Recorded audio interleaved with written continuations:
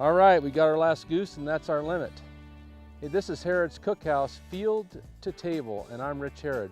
Hey, you ever wondered what to do with all of these? Hey, we're gonna show you the best tasting sausage, our very own wild game cranberry sausage out of these geese.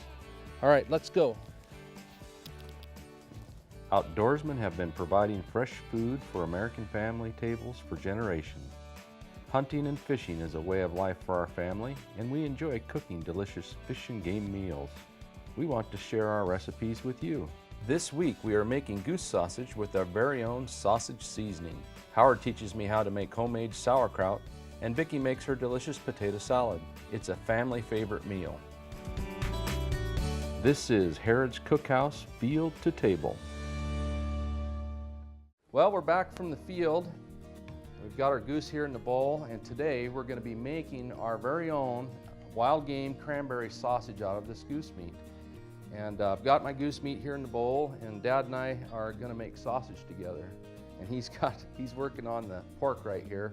The sausage takes both the goose meat and some pork. That's what adds a little bit of the fat. When we get to this point right here where we just have our meat in the bowl, we've already cleaned the meat very well. We usually pluck a little bit of the feathers off of the breast of the goose, and then we cut the skin and remove the goose meat. So it's been soaking here in the salt water for quite a while. You want to do that regardless of whether it's in the freezer or if you do it right out of the field, because that salt water is what pulls a lot of that blood out. That's where a lot of the wild game taste is, and a lot of meat is in the blood. And so you really want to soak that out of there. And then once you have soaked it for a couple of hours, you just want to drain that off and start cutting it up. I'm going to pour this off now, and before I do that, you'll notice Dad has blue gloves on. It's a good idea. We kind of just like wearing rubber gloves. It helps a lot. Just keep your hands clean and keep everything nice and clean. So I'm going to pour this off. And you just want to make sure you get all that water out there the best you can. And then we'll start cutting this up. Now, as you know, when you're duck or goose hunting, we have to use steel shot. And so one of the really important parts of cleaning the goose meat up is getting that steel shot out, because you really don't want to break your teeth, and it's awful hard on the grinder. I'm going to have Dad go ahead and start cutting up some of this goose meat here. In addition to the sausage that we're making today, we're going to be also making some homemade sauerkraut. One of the reasons I wanted Dad to help me out today, because sauerkraut is something our family made for a lot of years in the past. My grandmother and Dad kind of knows how to do it, so he's going to show me. and then also Vicki a little bit later is going to be making some potato salad to go with it. I thought it'd be worthwhile to let you know about grinders a little bit. Now, of course, when we first started out, we used a manual grinder, and that's what I've got right here, which basically, just like it says, you clamp it to the table, the meat goes in, and you grind by hand. The one thing that's really hard with these is getting it clamped very well.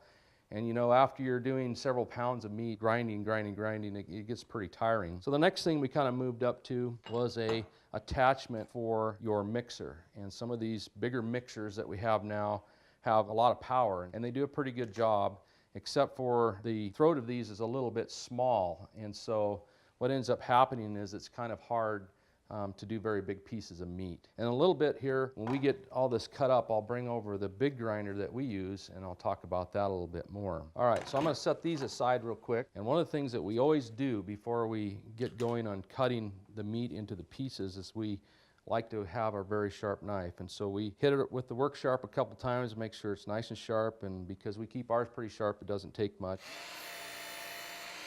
Just a couple passes. Ours are always kept pretty sharp, and then away we go. Now, real key here, and Dad's been working on this, so you'll kind of notice, we're cutting the meat up into the small pieces. You need another piece of meat there? Yes. Is that what you need? That's what I need. You want to cut them up into small pieces so that you can kind of feel for that, any steel shot. Also, if there is some shot in there, oftentimes there might be a little bit of a feather or kind of some bloodshot meat right there that you don't want in your sausage. So we're just going to keep cutting this up. What we need here is 7 pounds of goose meat, and we need 3 pounds of pork. Right. And so we're making a 30% pork. And the reason you need a little bit of that pork in there is you need some fat. Goose is very lean, and so you want to have a little bit of fat in there that helps kind of hold the sausage together. So Dad's been kind of weighing that, and we're just going to continue to cut that up.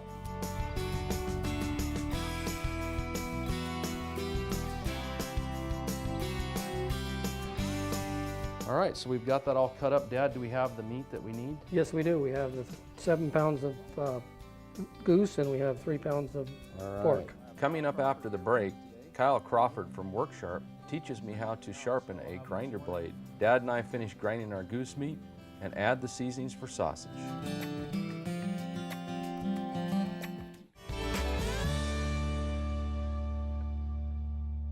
Harrod's Cookhouse Field to Table is brought to you by WorkSharp Knife and Tool Sharpener, Miklich, the Spokane Spice Company, Harrod Outdoors online store. This is Harrod's Cookhouse Field to Table.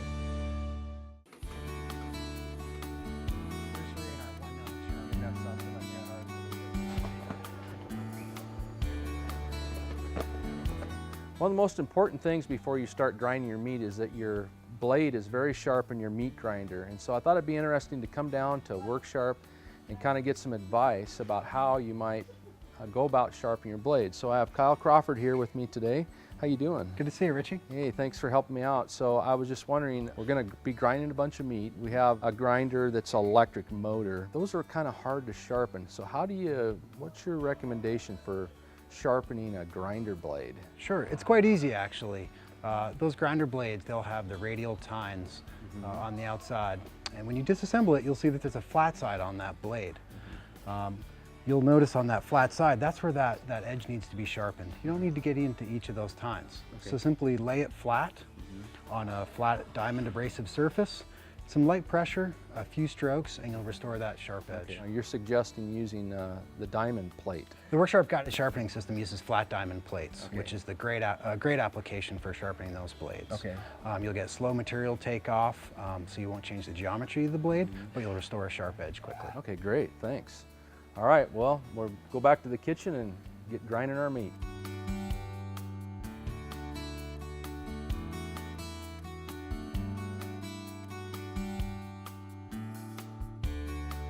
Well, welcome back. We're back from WorkSharp. We've got our sharp grinder blade in here and we're ready to start cutting our goose meat. And I thought maybe it would be worthwhile, Dad, I wanted you to kind of explain, you helped me put this together. What did you do here with all the different pulleys? Why do we have so many pulleys? Okay, the reason we have so many pulleys is this is turning at about 3,600 RPMs, which is way too fast for a hand grinder. You know, you should be down in 150 to 200. We start off with a 2-inch pulley here and went to an 8-inch pulley, and this slows this block down here in this shaft, and then you go back down to a 2-inch and end up to a 12, and that slows your grinder down. And we're thinking we're about 200. 200, so, yeah. So that works really well for grinding meat. So we're gonna go ahead and get started. And as you can see, because this is a homemade one, we don't have shrouds around the belt. So, you know, safety is real important here. You don't wanna put your hands into it. It works really well. And then all we need to do is start feeding the meat. So kind of the key with this is not to feed it too fast. Kind of feed the meat slowly so that it doesn't bog down. So we're just going to keep grinding both the goose and the pork meat.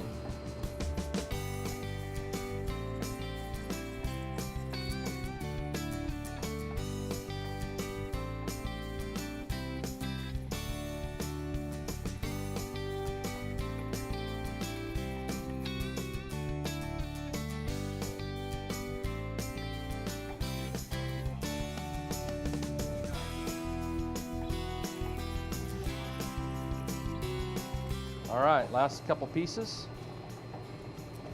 There we go. We got all our meat through the grinder. There we are, huh, Dad? Yep. What do you think? Got it.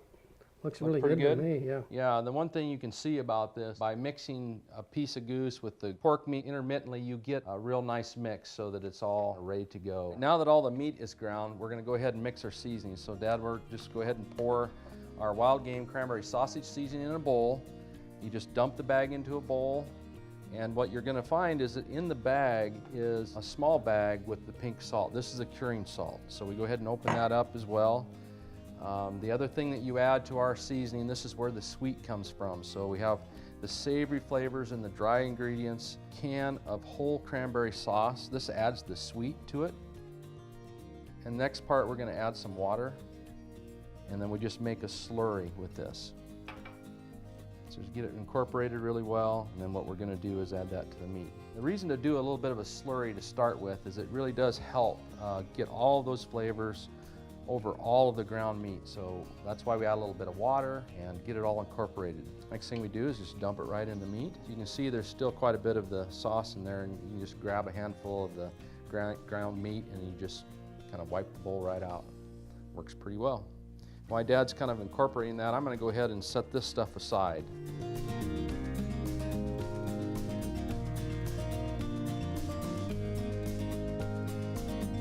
Dad, do you think you got it all I think it looks real good, son. Okay, well, we're just going to cover this and set it aside. And when we come back, we're going to work on making homemade sauerkraut. After the break, Howard and I shred our cabbage for sauerkraut. Then we case our sausage meat, and Vicki starts making her delicious potato salad. Harrod's Cookhouse Field to Table is brought to you by Worksharp Knife and Tool Sharpener, Micklich, the Spokane Spice Company, Harrod Outdoors online store. This is Harrod's Cookhouse Field to Table.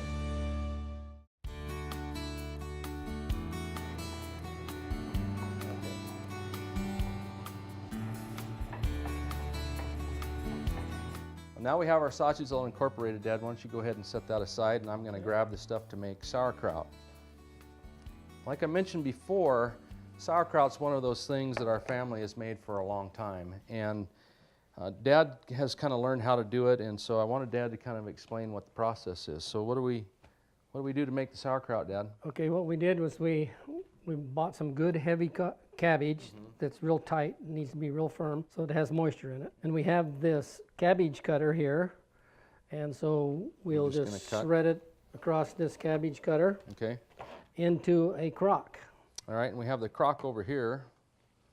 I think what you showed me before, you want to kind of have something where you can put it against the backboard, right? Right, so that when you're pushing the cabbage across it, it's not moving on Okay, you. so we're just So you mandolin just it. mandolin it across there just like that. Okay, so what we were going to do is we're going to shred about half of it, and we're going to start adding some salt. So you think that's enough for right now, Dad? I think it is for now. Okay, We'll so put now some we're salt. going to add some salt. And how much salt do you add, Dad? Well, you just do it by taste. There's no real amount of cabbage to how much salt. You just do it by taste, and you go ahead and flatten it out a little bit. Then you just sprinkle in a little salt, and then pound it, and Now then we you wanna just pound it. and then you taste it. Right, so yeah, then we just want to start pounding. Yeah, and then kind of stir it around, and then taste it. And if it taste it to the salt like you would salt something to eat. Oh, very good. That's really good. Delicious. Okay, and then now we'll just keep cutting Keep cabbage, cutting. putting salt on, Okay. and keep pounding.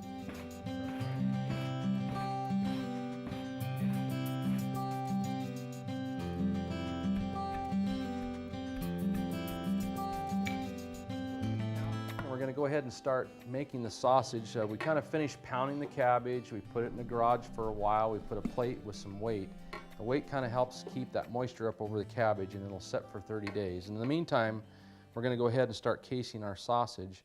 And Dad's putting all the sausage mix that we had set aside for a while into the stuffer. All right, once we get it full, we go ahead and load the hopper here in. It does take a lot of hands to do this and kind of get it in place. We need to take these natural hog casings, and you can get the hog casings at Micklich's in Spokane. And here's kind of the tricky part. So we take each one of these, and we're going to place it onto the stuffer. Once we get it started on there, it goes on a lot easier, and it kind of helps to keep your hands moist. Go ahead until you get it all the way back. Okay, so once we get it all on, you just kind of want it bunched up here, stretched out like this, try to get all the air out of it, and then we're gonna make a little knot here at the end. What I like to do is put a tray here so that the sausage actually has a place to go, and Dad can kind of start slowly pushing it in. Now here's the real tricky part about doing the sausage. You want to kind of go slow, and you don't want to get it too tight. So you want it kind of loose, you get it to a point where you want it, you twist it. So whatever length you like, and just go ahead and twist.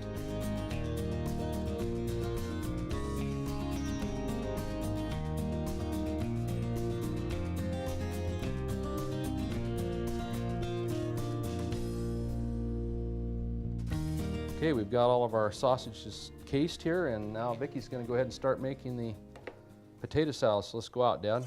Okay. You got it now? I got it. So we're going to make some potato salad to go along with our sausages and sauerkraut. So here are all my ingredients, and I have my potatoes and my eggs, which are the staple of a good potato salad. I will start probably by chopping up some of the celery. I like to have celery in my potato salad to have a nice crunch. I just cut it up pretty small.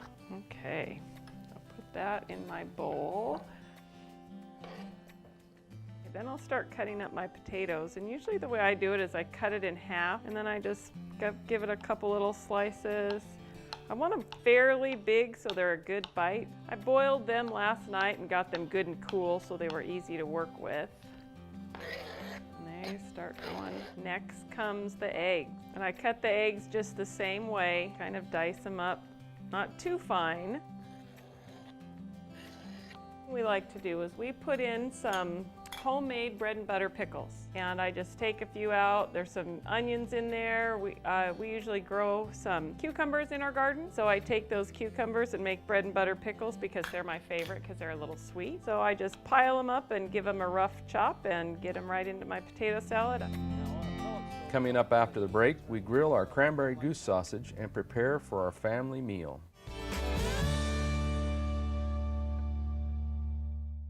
Harrod's Cookhouse Field to Table is brought to you by Worksharp Knife and Tool Sharpener, Micklich, the Spokane Spice Company, Harrod Outdoors online store.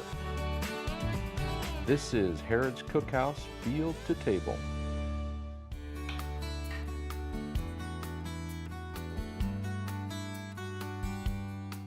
Other thing I like to put in is I like to put in a little homemade relish, and so this is actually a Walla Walla sweet onion relish that I made this past summer, and I like to put a little bit of that into it. Gives it a nice flavor. Okay, now comes the fun part.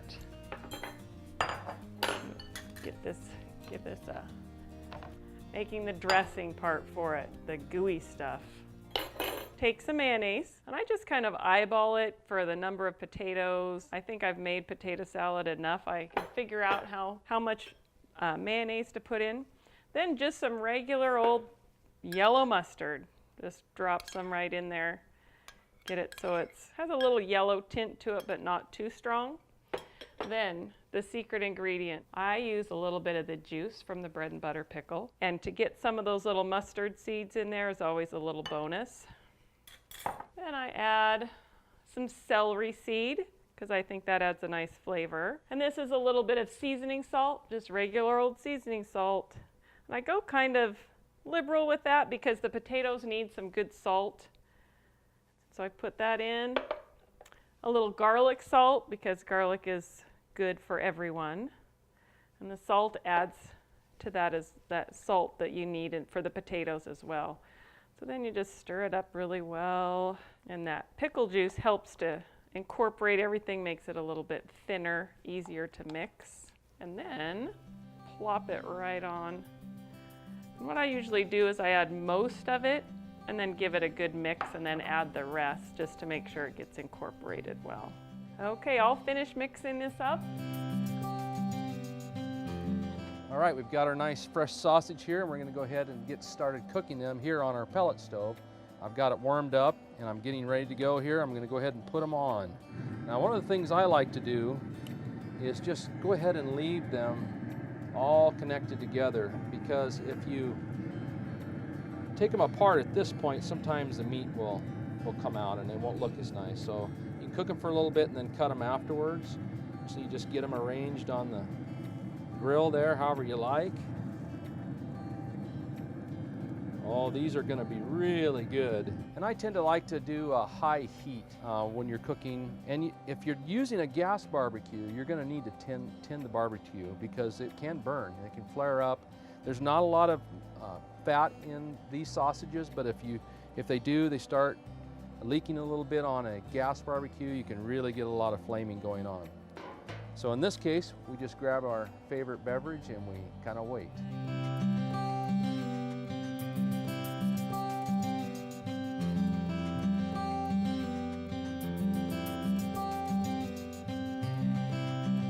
All right, it's been a little bit. Let's go ahead and check these. Ooh, look at that. Now on a pellet stove, you don't really need to turn these, but I kind of like to have the grill marks on both sides, so I'm going to go ahead and give these a little turn. They're very close to being done.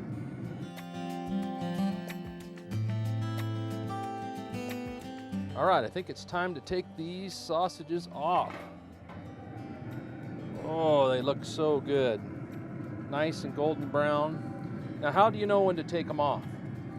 Well, the main thing is you want the juices to be clear and you want the internal temp to be about 160 degrees.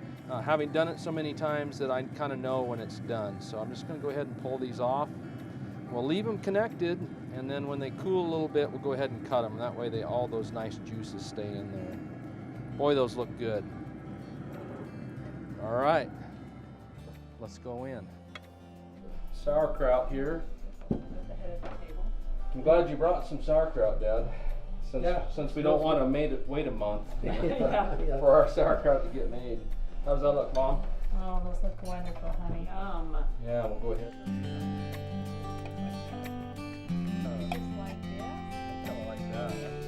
There's nothing more satisfying than making your own food from the game you harvested in the field. Sharing the results of your labor with family is simply the icing on the cake. So ends another journey from field to table.